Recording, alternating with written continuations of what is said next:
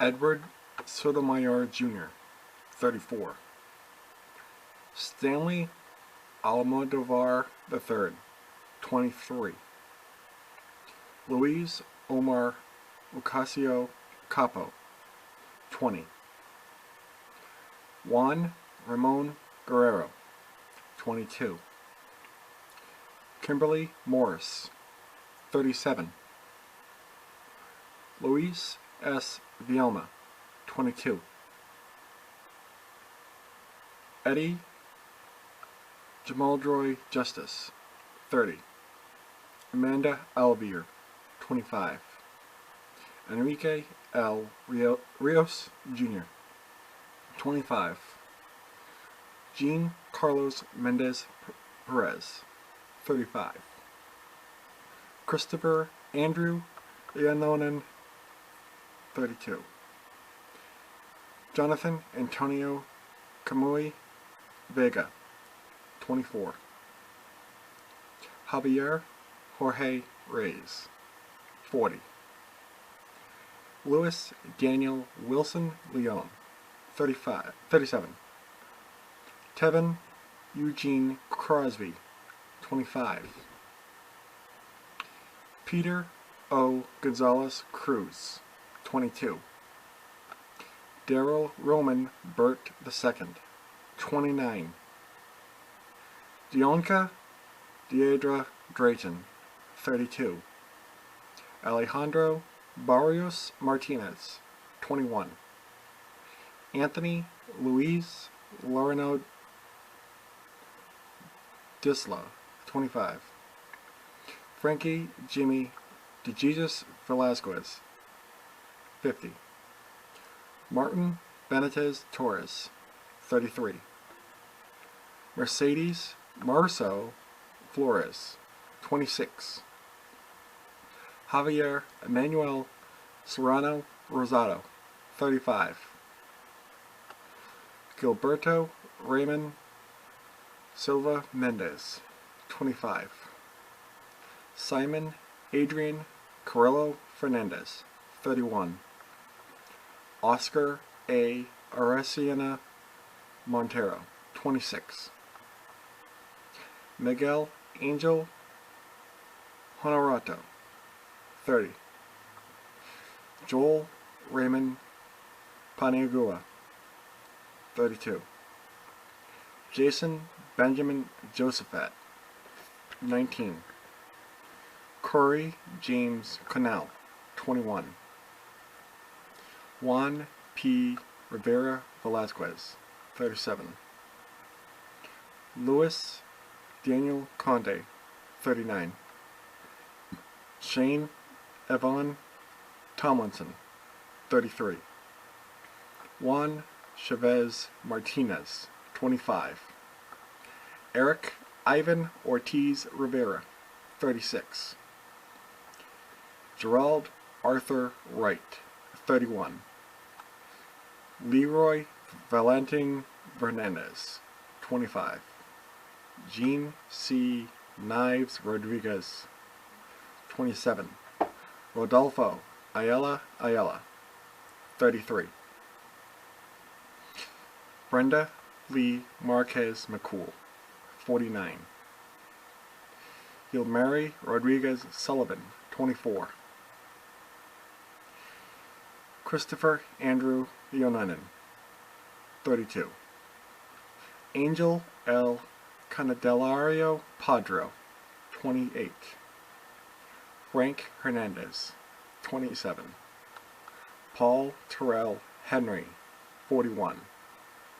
Antonio Devon Brown, 29. Christopher Joseph Sanfilez, 24. Akira Murray, 18. Those names don't sound familiar. Those are the 50 victims that died yesterday morning in the Pulse nightclub. Less than 1 year ago, the U.S. Supreme Court ruled same-sex marriage legal across the country, finalizing a trend that began 11 years earlier in Massachusetts. Less than 3 days ago, over 50 people were murdered at Pulse, a gay nightclub in Orlando, Florida, in what is now the biggest mass shooting to occur in the United States. And it happened during our LGBT Pride Month. Some of you may think that the LGBTQ battle is over, that it ended with the triumphant legalization of same-sex marriage. Some of you may even think that the LGBTQ community has been greedy and overreaching by infringing upon the rights of the majority, rights the LGBTQ folks continue to be denied. And to an extent, I can understand why you think these things. As a whole, us human beings like to distance ourselves from the past when it is ugly.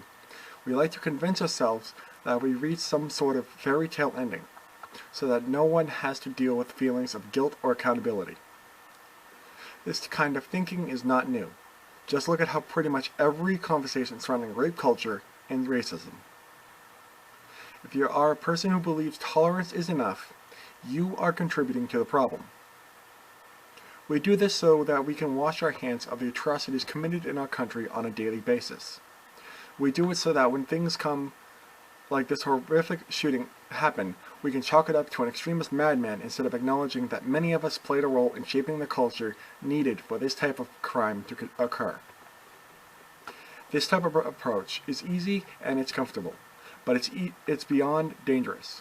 It does not fix the situation at all. It simply perpetuates cycles of violence in place. You can say that the LGBTQ battle is over, but I say that it is far from true. As a member of the LGBT community, I cannot forget the struggles that injustices have shaped and continue to shape our community.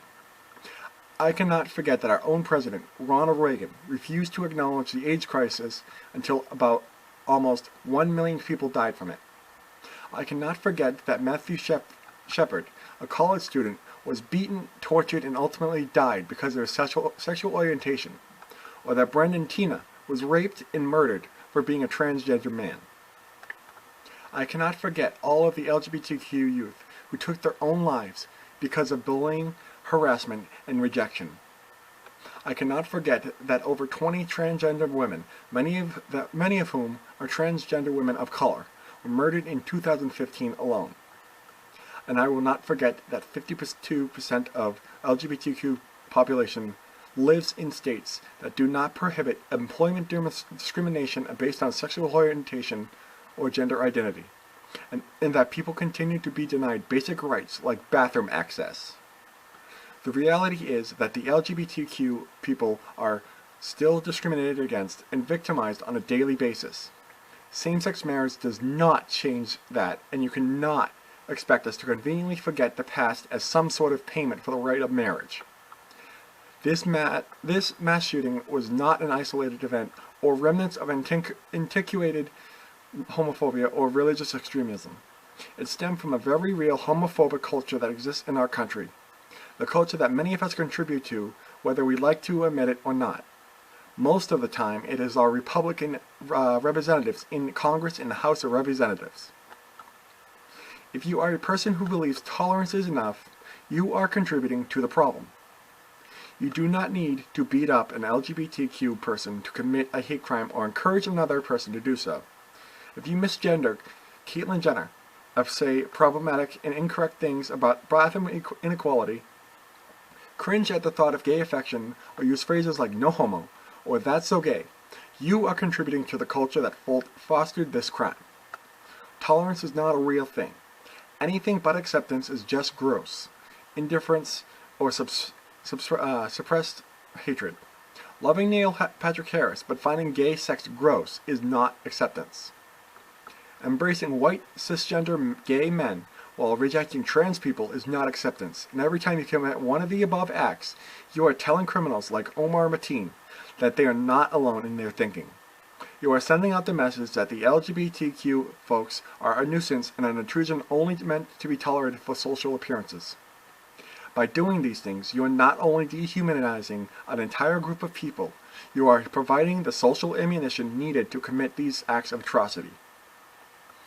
If you are an ally, you must be an active ally. Truly combat homophobia and transphobia when you see it. This means calling someone out when they say something hurtful or ugly. It means caring more about what you feel is right than what other people think of you. It means not tokenizing the LGBTQ people or dismissing their struggles or spouting liberal thoughts just to score social brownie points. The LGBTQ community does not need to be patronized. What we need is for people to stand up for what is right. The LGBTQ community is one of the most resilient groups in the world. We are full of vibrant survivors who continue to be joyous and loving in spite of the ugly battles behind us and ahead. The shooting at Pulse was an attack on the LGBTQ love, an attack meant to break us. But the truth is, we can never be broken. We have suffered through and survived too much to be destroyed. But at the same time, just because we can withstand the worst of storms does not mean we should be subjected to them. We should not have to live in a world where our love is questioned and dismissed. We should not have to live in knowing that many of our community members are on the streets or in the cemetery. And we shouldn't have to live in a world where we have to mourn the deaths of 50 of our brothers and sisters just because we are in love with each other. Because we deserve better from our government, from our society, and from you. Because we shouldn't have to say, it gets better. We should be able to say, it is better. I'd like to end on a quote from the Laramie Project, a documentary theater piece about the murder of Matthew Shepard in Laramie, Wyoming. The quote is by Zubaida Allah, a Muslim woman who was in college during the crime. She speaks to how we need to own our crimes when they occur and not distance ourselves from them. 18 years later, and this quote is still painfully relevant. And we have to mourn this, and we have to be sad that we live in a town, a state, a country, where shit like this happens. I mean, these are people trying to distance themselves from this crime. And we need to own this crime, I feel. Everyone needs to own it. We are like this. We are like this. We are like this. An open letter from the Pulse Massacre via the Huff Post.